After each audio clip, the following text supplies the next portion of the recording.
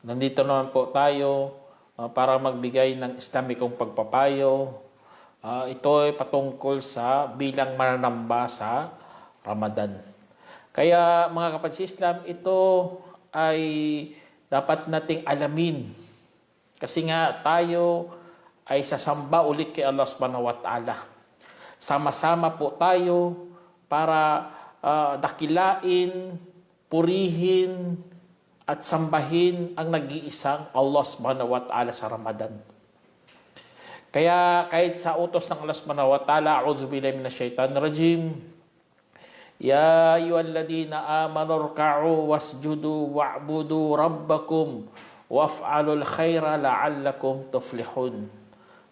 Sinabi ng Allah Subhanahu wa Ta'ala sa Quran, sabi niya, o sangkatao, o mga yaong naniwala, yumuko kayo at magpatira pa at magsamba sa inyong Panginoon at gumawa ng mga mabubuti, baka sakali kayo'y magsisitagumpay. Kaya sa pagpaparamdam ng Allah Subhanahu wa Ta'ala, sa pag-uutos niya sa pagsamba sa Kanya, mararamdaman din natin kapag tayo'y magpapaalipin kay Allah Subhanahu wa Ta'ala. Alam naman po natin mga kapatid, ito ang gusto ng Allah Subhanahu wa Ta'ala sa atin. Na ginawa niyang paiba-iba ang mga pagsamba. Lalo na ang pag-aayuno. Iba rin ang lasap ng sarap ng ibada na yaon. Iba rin sa sala, iba rin sa pag-hajj, iba rin sa mga kawagawa at iba pang mga pagsamba. Lahat na lahat yan mga kapatid, gusto ipalasap ng Allah Subhanahu wa Ta'ala sa atin. Para ma-encourage tayo, para magpursigi po tayo. Kasi nga, la'allakum tuflihun. Baka sakali kayo'y magsisitagumpay. Mga word na ito mga kapatid. La'alla, kasi nga, huwag kang magkumpiyansa kung ano pa kung itinutukoy niya. Huwag kayong magkumpiyansa. Iba kasi feeling nila parang anghel na sila. Na tingin nila, sa pagsamba nila, makakapasok sila sa paraiso. Hindi po ganun ang pag-iisip sa pagsamba mga kapatid. So masamba po tayo para makamit natin ang habag ng Allah Subhanahu wa Ta'ala. Ganun na ganun ang pag-iisip. Kaya pinapaalalahanan tayo sa pagsamba na yan. Huwag natin gamitin dahilan para makapasok sa paraiso. Ang makukuha mo dyan ay ang habag ng Allah, magfirah. Tinutukoy ng magfiratul Rab. Yun ang ating pagsamba. Kaya sa bilang mananamba sa Ramadan, mga kapatid, kailangan kamitin natin ang tinatawag na habag ng Allah Subhanahu wa Ta'ala, ang kanyang kapatawaran. Rahmatullah. Kasi nga ano na yan bonus na yan ang kapatawaran ng Allah Subhanahu wa Ta'ala. Sa totoo lang. Kapag makuha mo ng habag ni Allah Subhanahu wa Ta'ala, Allahu Akbar. Yun ang habol ng isang Muslim. At tandaan nyo mga kapatid, hindi tayo mga panatiko. Bagkus tayo'y mga reliyoso.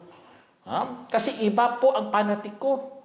Ang panatiko, samba ng samba kahit bulag na. Kahit wala ng basihan. Kahit wala ng batayan sa paniniwala. Ganon ang mga panatiko.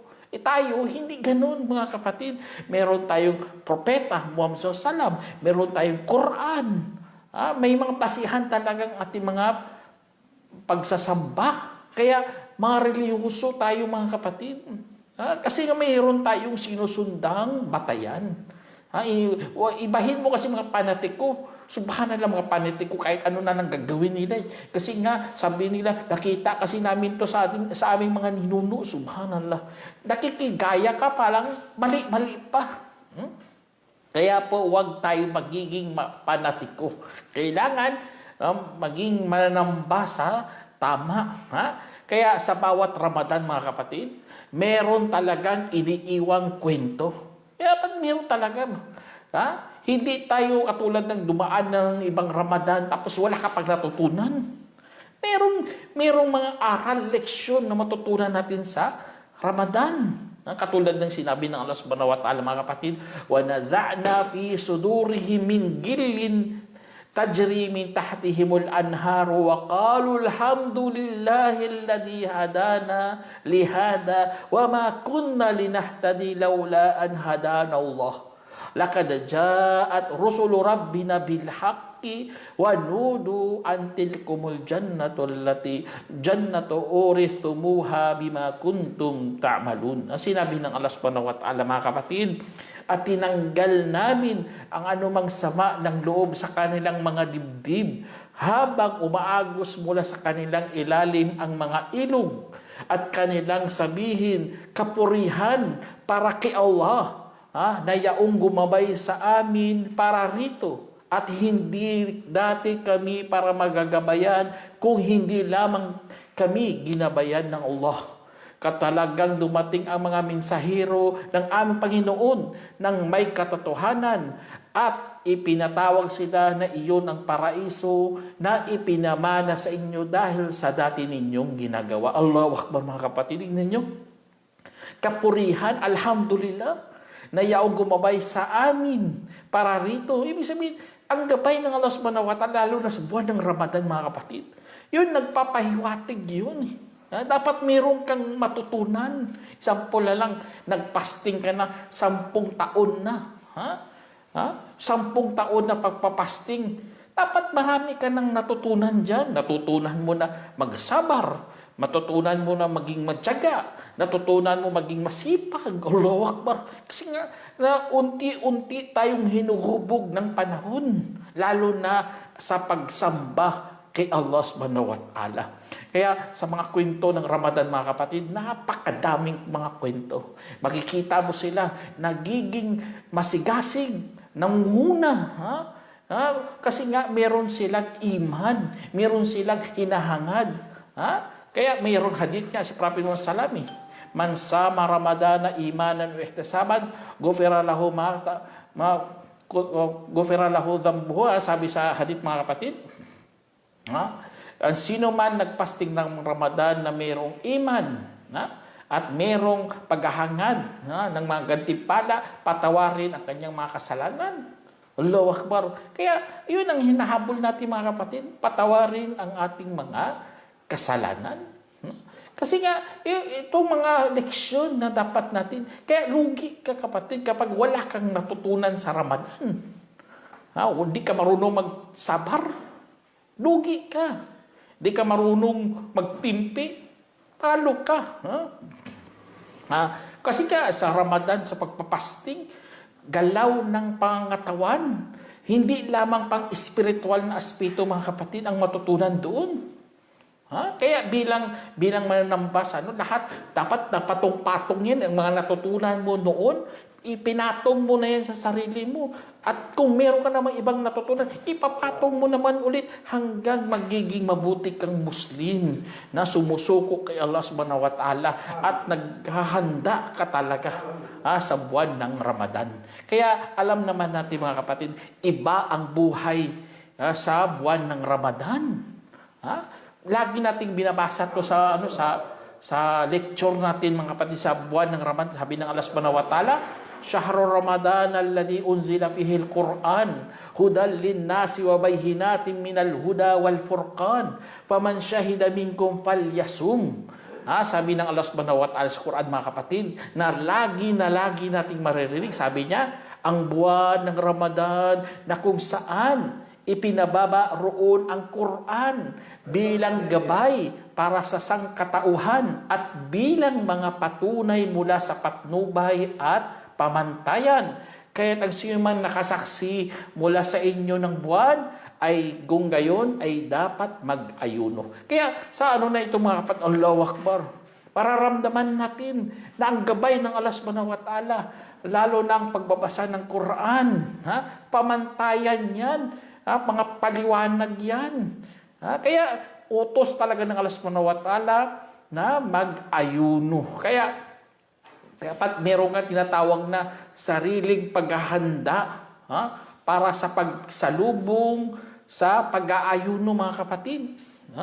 Katulad ng ginagawa dito sa lugar natin mga kapatid, kita mo, pumunta ka sa department store, hindi mo masisi mga tao, ang dami-dami talagang mamimili sila ng mga pagkain, parang uubusin nilang isang mga stocks dyan Kasi nga, ganun ang paghahanda sa Ramadan. Pinapakita talaga nila na ang kanilang pagsalubong sa buwan ng Ramadan.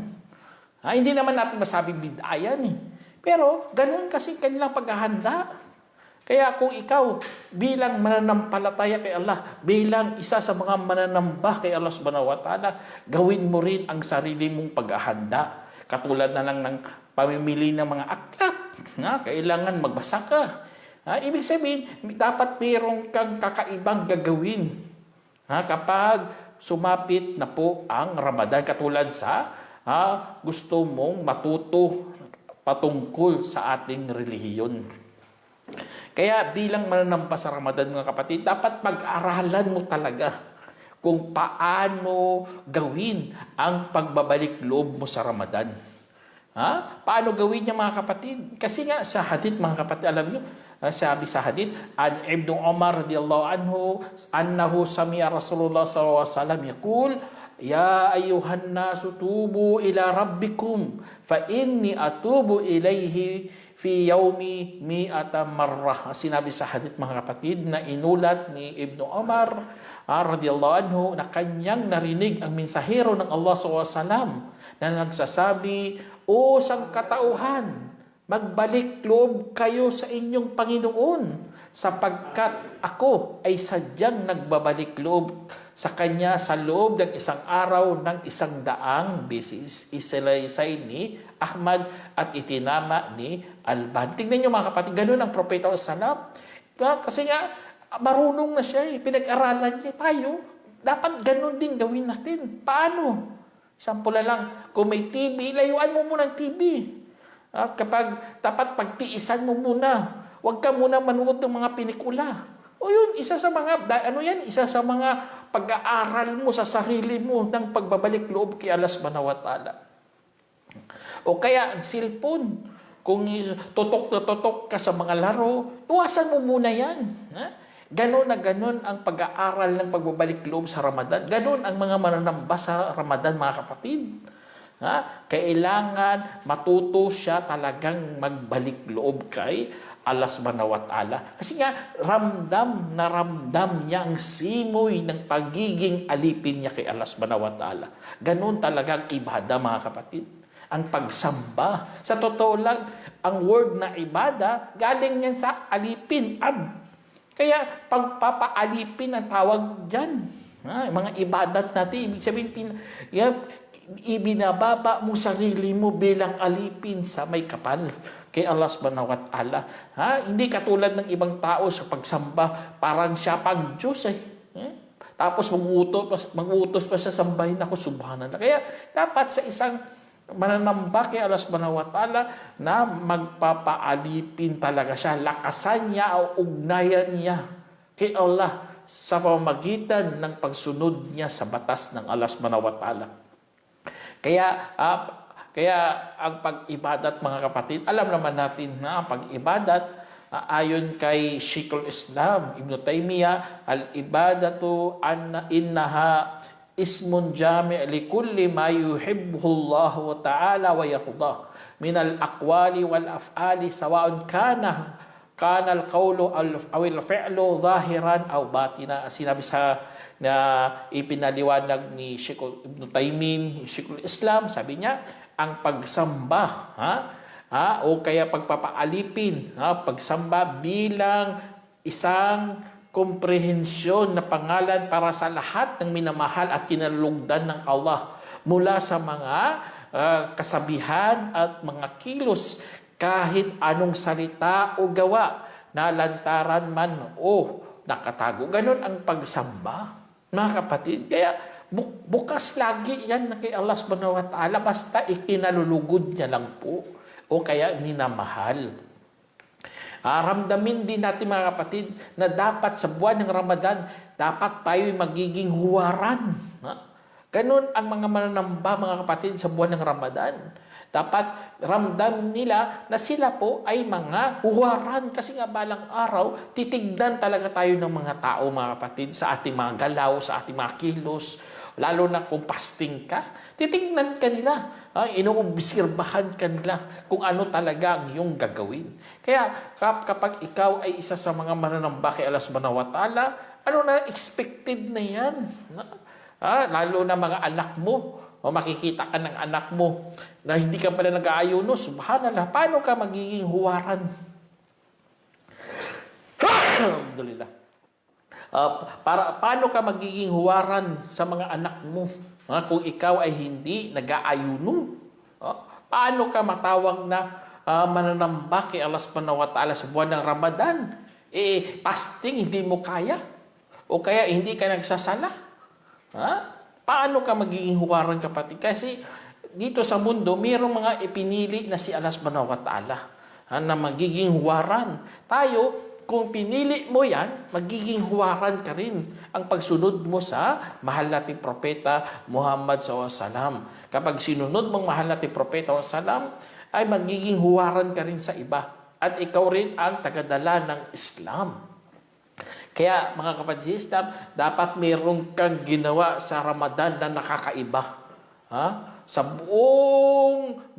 buong taon, mayroong ka talagang pagkakataon na mayroong kang nagawa. Ano yun? Ang pagbabasa ng Quran. Kaya sa buwan ng Ramadan, dapat mabasa mong Quran, mga kapatid. Basahin mo yan. Kung mabuo mo ang pagbabasa ng Quran, Allahu Akbar. Kasi nga, isa ka rin sa mga mananamba kay Allah subhanahu wa ta'ala. Iyon ang ating hangad. Iyon ang ating gustong maabot, mga kapatid. Dapat mayroong bunga ang ating pagsusumikap. Kailangan ang bunga na yon ay mayroong pakinabang. Makikinabang tayo dito sa mundo at sa kabilang buhay. Alam niyo, mga kapatid, ang pagbabasa ng Quran, isa sa pinakamalaking bunga niyan sa araw paghukom, katulad sa nabanggit sa hadith, sabi dito, asiyamu wal Qur'anu yashfa'ani lil abdi yaqulu siyam ya ayyu rabbi mana'tuhu ta'am wa syahawat bin nahari wa fashaffi'ni fihi wa yaqulu al Qur'an mana'tuhu naum bil laili wa syaffi'ni fihi fayashfi'an. Sinabi sa hadith, mga kapatid, nga fayushfa'an, sabi sa hadith na inulat ni Abdullah bin Amru na sinabi ng mahal na ating propeta salam, ang pag-aayuno at ang Quran ay mamamagitan para sa isang alipin. Ang pag-aayuno ay magsasabi, o aking Panginoon, tinigilan ko siya sa pagkain at pagnanasa sa umaga, kaya't bigyan mo ako ng mamamagitan sa kanya. At sabi ng Quran, o Panginoon, tinigilan ko siya sa pagtulog sa gabi, kaya bigyan mo po ako ng pamamagitan para sa kanya. Kaya nagpamamagitan silang dalawa, isinalaysay ni Bayhaqi at itinama ni Albani. Allahu Akbar, Quran at ang fasting, mga kapatid. Ganon na ganon ang kanilang gagawin. Magsasalita sila. Kasi nga, meron kang nakakaibang pagsamba sa Ramadan. Dalawa talaga ang mamamagitan sa iyo. Kaya dapat ano mo yan, pagkakataon na yan, grab opportunities. Kunin mo yan, kamitin mo yan. Kasi nga iba ang pakiramdam ng mga taong mananamba kay Allah subhanahu wa ta'ala sa buwan ng Ramadan. Alam niyo, mga kapatid, kapag ginawa mo yan at nakikita mo rin sa paligid mo, may mga Muslim din pala nag-aayuno kasama mo, Allahu Akbar, iba kaya iyong pakiramdam. Naiiba kasi nga ang iyong halaga bilang pagka-Muslim mo, kasama mo ang mga ibang mga mananampalataya kay Allah subhanahu wa ta'ala. Kaya sabay-sabay tayo kumain ng iftar, sabay-sabay tayo kumain ng sahur. Kasi nga mayroon talaga tayong halaga sa bawat isa. Hindi katulad na mag-isa ka lang dyan, kakain ka lang ng iftar at sahur. Mas mainam pumunta ka doon sa mga tent, may mga Muslim sa mga masjid. May mga pag-iftaran sila. Kasi nga, sabay-sabay kayong sisirain ang pag-aayuno sa oras ng iftar. Kaya ang pagtugon ng bawat isa sa pag-aayuno mga kapatid ay patunay yan na mayroong kang pananampalataya kay Allah subhanahu wa ta'ala. Na sumunod ka talaga at marami ring sumunod sa iyo. Marami ring nakikitaan mo mayroon ding mga paniniwala. Ha? At alam nyo mga kapatid, malaking biyaya yan kasi nga nabanggit kayo sa Quran. Sabi ng Allah subhanahu wa ta'ala sa Quran, Rabbana innana sami'na munadiyan lil imani an aminu bi rabbikum fa'amanna. Rabbana faghfir lana dhunubana wa kaffir anna sayyiatina wa tawaffana ma'al abrar.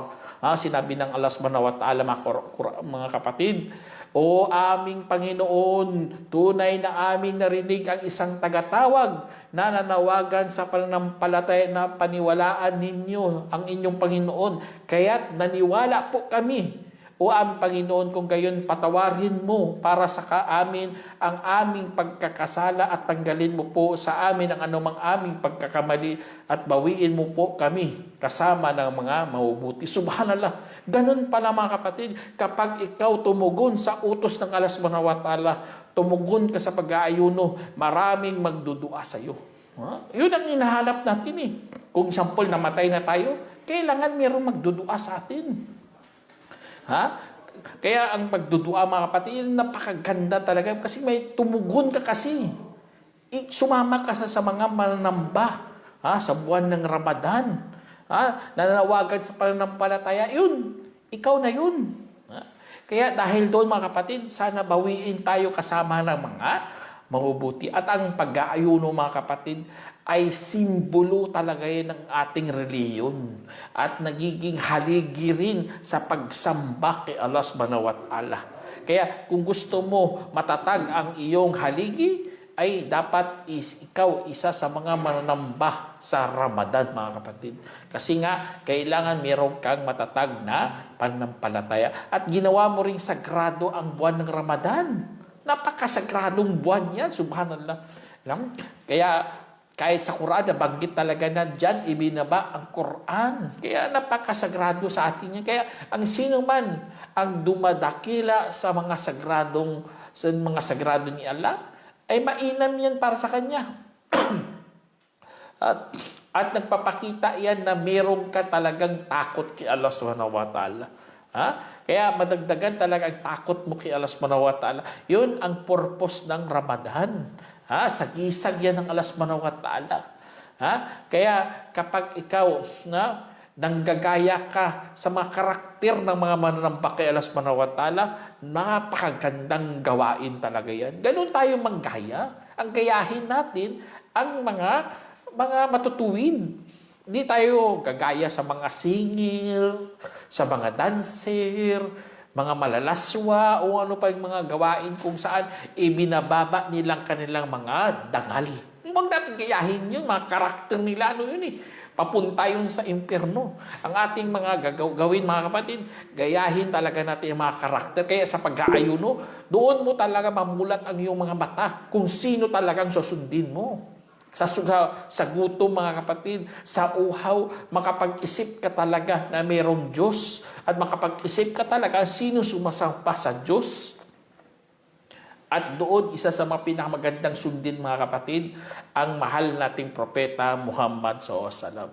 Sinabi ng Allah subhanahu wa ta'ala, Laqad kana lakum fi rasulillahi uswatun hasanah liman kana yarjullaha wal yawmil akhir wa dhakarallaha kathira. Sinabi ng Allah subhanahu wa ta'ala mga kapatid, mayroon talaga kayong hinggil sa mensahero ng Allah ng mabuting huwaran para sa sinumang humahangad sa Allah at sa huling araw at umaalala kay Allah ng madalas. Allahu Akbar. Kaya tingnan nyo mga kapatid, kung hindi natin nakita ang mahal natin Propeta Muhammad, tingnan natin ang mga reliyosong tao. Kasi nga sila, ginagaya talaga nila ang mahal nating Propeta Muhammad SAW. At ang ito rin isa sa mga pagsasanay mga kapatid sa tamang asal at tamang pag-uugali ang buwan ng Ramadan.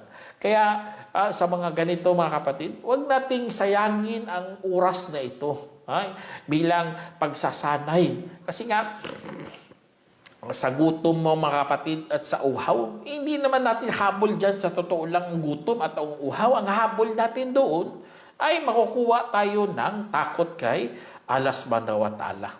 Ha? Tingnan niyo sa mga sa sinabi ng Allah subhanahu wa ta'ala mga kapatid, sabi niya, "Walladhina idza dzukiru bi ayati rabbihim lam yakhirru 'alaiha summa wa umyana." Sinabi sa Quran mga kapatid, at mga yaong kapag pinaalalahanan sa mga talata ng kanilang Panginoon, hindi sila nahulog roon sa pagiging bingi-bingihan at bulag-bulagan. Allahu Akbar, tingnan nyo. Ganon talagang pagsasanay sa tamang asal at pag-uugali mga kapatid, na hindi tayo maging bingi at magiging bulag. Iba kasi yung mga bingi at bulag. Pagsabihan mo na sila, masama yan, hindi nakikinig. At pinakamasakit sa lahat, para wala silang nakita. Ganun ang kamalian na laganap sa ating lipunan. Kaya po mga kapatid, huwag tayong masanay sa ganito. Dapat mananamba ka nga sa Allah subhanahu wa ta'ala. Tapos huwag mong gutumin lang ang sarili mo, tapos hindi naman pala papunta kay Allah subhanahu wa ta'ala. Bilang mananamba kay Allah subhanahu wa ta'ala, huwag kang masanay sa pagsisinungaling. Kapag ikaw nasanay sa pagsisinungaling, nasanay ka sa gawain na kasinungalingan, hindi kailangan ng Allah subhanahu wa ta'ala ang iyong pag-aayuno. Tignan niyo sa hadith mga kapatid, na inulat ni Abu Hurairah radhiyallahu anhu, na sinabi ng mahal nating mensahero sallallahu alaihi wasallam, ang sinumang hindi umiwas sa pagsasalita ng kasinungalingan at pagsasagawa nito ay walang kailangan si Allah sa pag-iwas niya sa kanyang pagkain at pag-inom. Isinalaysay ni Bukhari. Tingnan niyo mga kapatid ang hadith na ito.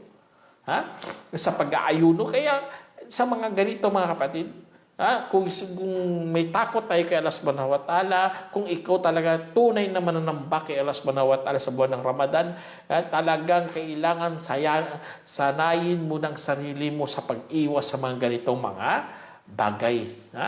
At pinakamagandang aral makukuha sa Ramadan mga kapatid, bilang isa sa mga tunay mananamba, matutunan talaga natin na may mga bagay pala na hindi kailangan nating ipaliban. Hindi natin pwede ipagpaliban mga kapatid. Ayun ang pag-aayuno. Subhanallah. Buwan ng Ramadan, kailangan dapat talagang magpasting. Kasi nga, ang iba kasi sanay na sila sa hindi pagpapatuloy. Mali. Ang pwede lang hindi magpapatuloy ay may mga dahilan. Kaya dahil sa leksyon na natutunan natin mga kapatid, lalong kumakapit tayo sa ating reliyon.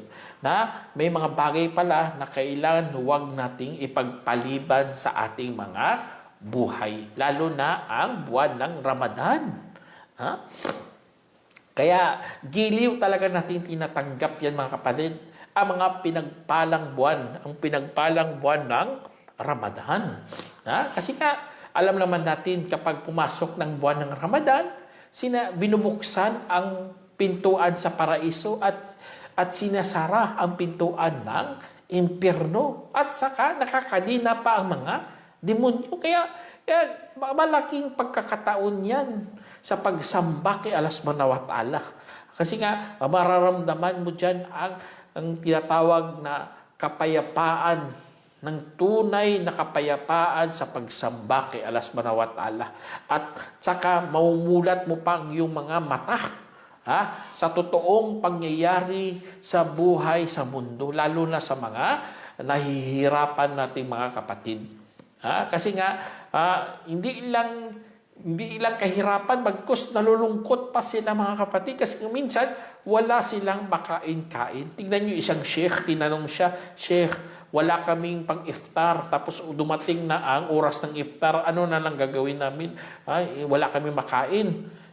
Subhanallah, napaiyak ang sheikh, hindi niya masagot-sagot ang tanong na yun. Umiyak siya ng umiyak. Kasi nga, subhanallah, dahil sa namulat talagang kanyang mga mata sa realidad ng buhay, na may mga kapatid pala niya na walang makain kahit iftar. Kaya, mahirap mga kapatid sa Islam.